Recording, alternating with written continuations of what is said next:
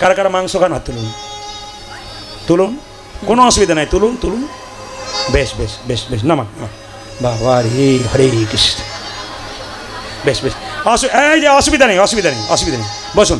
এবার বলি, যারা যারা মাংস খান তারা হাত তুললেন।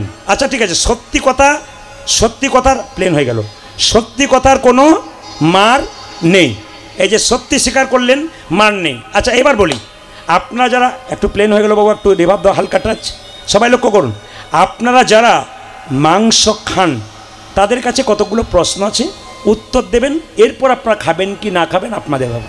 বলুন, আপনার আঙুলটা যদি কেটে যায় ব্যথা লাগে না লাগে না? জোরে বলুন, কথা বলে না, জোরে বলুন, লাগে।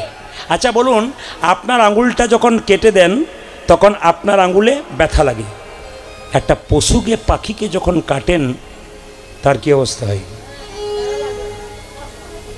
আপনার হরিবাসরাজকে অনুভব করে যান। আপনাকে যদি রাস্তায় চড়ে ধরে বলে এবার তোকে কাটবো, আপনি তখন কি বলবেন? যা আছে সব নিয়ে নাও, তোমার দাস হবো আমাকে। আপনি বাঁচার জন্যে কত কাকুতি মিনতি করেন, আপনার প্রাণটা কত দাম, আর আপনি যখন ছাগলের প্রাণটা নিয়ে তার মাংসটা খেলেন তার কত কষ্ট হলো, ও যন্ত্রণার মাংস খেয়ে আপনি জীবনে কোনোদিন সুখ লাভ করতে পারবেন? বিচার আপনাদের হাতে। এরপরে আপনারা কি করবেন সেটা আপনার ব্যাপার। আমার খালি বিচার এইটাই, যখনই খাবেন প্রদীপ বাবুর কথাগুলো মনে পড়ে যাবে যে আমি যখন কাউকে, এবার আপনারা বলবেন আমরা তো কাটি না, যে কাটে সে কাটে, সে তো তোমার জন্যে কাটে, থলে নিয়ে দাঁড়াও বলেই তো কাটে, নইলে কাটবে কেন? ও যেমন দায়ী তুমি তেমন দায়ী। এইবার বলি মায়েরা, ভগবান যারা মাংস খায় সত্যি কি ভগবান তার হাতে পূজা নেয়? আপনার না হ্যাঁ হ্যাঁ কিছু বলবেন না, আগে উত্তর দেবেন। বলি আপনাকে, আমি যদি ভগবানের সন্তান হয়, ছাগলটা কি ভগবানের, ছাগলের কি ভগবান মাসি হয় না মেসো হয়? জোরে বলুন, কে হয়? ভগবানের সন্তান ছাগল হয়, ভগবানের সন্তান একটা মুরগিও হয়, ভগবানের সন্তান একটা হাঁসও হয়।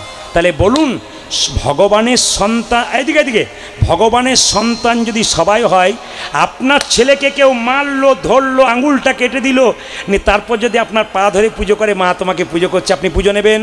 জোরে বলুন, নেবেন? নেবেন? ছেলেকে মেরে যদি আপনাকে পুজো দেয় আপনার যেমন আনন্দ লাগবে না, ভগবানের সন্তান আমি, ভগবানের সন্তানটা ছাগল, তাকে মেরে খেয়ে যদি তুমি পুজো দাও, ভগবান কি সত্যিই তোমার পুজো গ্রহণ করবে? আমার বিচার আপনাদের কাছে। আপনি 3 দিন উপবাস করলেন, কীর্তন হয়ে গেল আপনাদের বাড়িতে, 4 দিনে দিনে বললেন 3 দিন নিরামিষ খেয়েছি, 7 দিন খেলাম, এক কাজ কর এবার 2 কেজি নিয়ে আয়। গঙ্গা জলে স্নান করে নর্দমাতে স্নান করার মতো কাজ। জোরে বলুন, না না।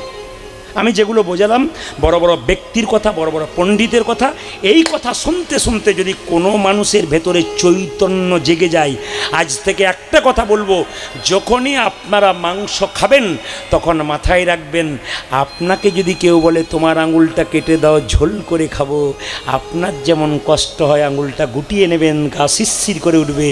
একটা পাখিকে কাটবেন তখন আপনার কি অবস্থা হবে খুব মাথায় রাখবেন। এগুলো বিচার করার পর যারা খাবেন তারা খেতে পারেন, কোনো অসুবিধা নেই।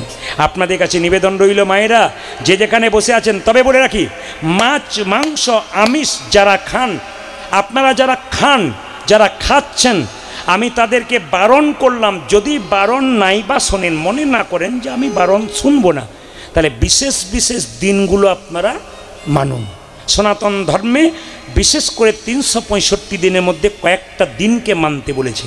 1, বৃহস্পতিবার, গুরুবার কারো বাড়িতে আমিষ হবে? জোরে বলুন, হ্যাঁ না না বলুন না। আচ্ছা, রামনবমীর দিনে কারো বাড়িতে আমিষ হবে না। জন্মাষ্টমীর দিনে কারো বাড়িতে আমিষ হবে না। মা দুর্গার অষ্টমীর দিনে কারো বাড়িতে আমিষ হবে না। আর একটা ডেট বলে যাই, যদি কেউ একাদশী করে, একাদশী দিয়ে কেউ করতে না পারে, বাড়িতে সেদিন নিরামিষ খান, তবু আমিষ খাবেন না। কেন? সেদিন আপনি যদি একাদশী করেন তাহলে আগের দিন নিরামিষ, যেদিন আপনি করবেন সেদিন তো বটে, পরের দিনটাও নিরামিষ। কতগুলো দিন নিরামিষ হচ্ছে দেখুন। আগে তৈরি হন না, রাস্তাগুলো করুন। আপনাদের কাছে নিবেদন, আমাবস্যা পূর্ণিমার দিনে আপনাদের সামনে বলে গেলাম, আয়ুর্বেদ শাস্ত্র বলছে যদি কেউ, যেমন আমরা মাঝে মাঝে জল খাই, কীর্তনে আসরে দাঁড়িয়ে যাই বলে আমাদের খেতে হয়, কিন্তু বাড়িতে বসে থাকি তখন বসেই খাই। জল খাওয়ার নিয়ম হচ্ছে, আয়ুর্বেদ শাস্ত্র বলল, বিষ্ণু পুরাণ পড়বেন, দেখবেন পরিষ্কার লেখা আছে, যদি কেউ দাঁড়িয়ে দাঁড়িয়ে বছরের পর বছর জল খায়, তার হাঁটু ব্যথা, কোমর ব্যথা, হাত ব্যথা হয়, ডাক্তারের কাছে যায়, ওষুধ যতদিন খায় ততদিন, তারপর যেমন কার তেমন ব্যথা হয়। জল যদি খেতে হয়, সব সময় বাচ্চাকে শেখাবেন, আপনি শিখবেন, বসে বসে জল খেতে হয়। অমাবস্যা পূর্ণিমার দিনে যাদের হাঁটু ব্যথা, চোট ঢুকে গেল, তারপর জানলাতে আপনি কড়া লাগালেন, দাম নাই, ঢোকার আগে ব্যবস্থা করুন যেন ঢুকতে না পারে। কিছু মনে করবেন না, এই দিকে তাকাবেন। আপনার হাঁটু ব্যথা হয়ে গেল, তারপর শুরু করবেন, সুগার হয়ে গেল নিয়ে তখন ভাত বন্ধ করলেন, আলু বন্ধ করলেন, তার আগেই একটু করে শুরু করুন, না হবার চান্স থাকবে না, চোট ঢুকবে না। আর হয়ে গেল তখন বন্ধ যত করবেন, বন্ধ করুন, আবার শুরু করুন, বন্ধ করুন, শুরু করুন, গণ্ডগোল। তার আগে থেকেই ব্যবস্থাটা নিন, আপনার লাভ আছে। আগে থেকে তৈরি হন, জীবনে সুখ পাবেন।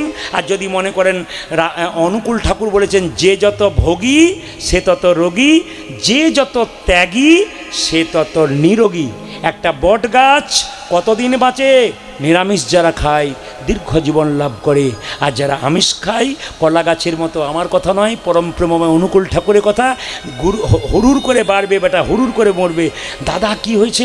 আর বলবেন না 525 সুগার, আর বলবেন না হাই প্রেশার।